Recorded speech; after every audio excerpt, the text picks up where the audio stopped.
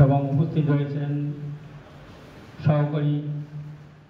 লালমনিরহাটের হাতীবান্ধায় শারদীয় দুর্গাপূজা উদযাপন উপলক্ষে প্রস্তুতিমূলক সভা অনুষ্ঠিত হয়েছে। বুধবার বিকেল 5টায় উপজেলা প্রশাসনের আয়োজনে উপজেলা হলরুমে এ সভা অনুষ্ঠিত হয়। এতে উপজেলার 12টি ইউনিয়নের পূজা মণ্ডপ কমিটির সভাপতি ও সাধারণ সম্পাদকগণ উপস্থিত ছিলেন। প্রস্তুতি সভায় প্রধান অতিথি হিসেবে উপস্থিত ছিলেন উপজেলা নির্বাহী কর্মকর্তা আতিকুল ইসলাম। এ সময় আরও উপস্থিত ছিলেন উপজেলা সহকারী কমিশনার ভূমি দুলাল হোসেন, হাতীবান্ধা বিএনপির আহ্বায়ক মোশাররফ হোসেন, সদস্য সচিব আফজাল হোসেন, পূজা উদযাপন কমিটির সম্পাদক গজেন্দ্রনাথ, হাতীবান্ধা থানার ওসি মাহমুদুন নবী, হাতীবান্ধা জামায়াত ইসলামের আমির হাসান আলী সহ বিভিন্ন রাজনৈতিক ও সামাজিক সংগঠনের ব্যক্তিবর্গ।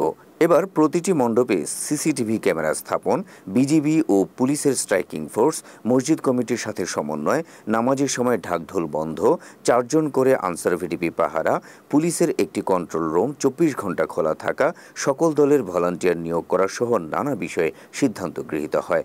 এ সময় গুজবে কান না দিয়ে আইন হাতে তুলে না নেয়ার পরামর্শ দেওয়া হয় প্রস্তুতি সভায়। প্রসঙ্গত, হাতীবান্ধা উপজেলায় এবার 71টি পূজা মণ্ডপে দুর্গা উৎসব অনুষ্ঠিত হবে।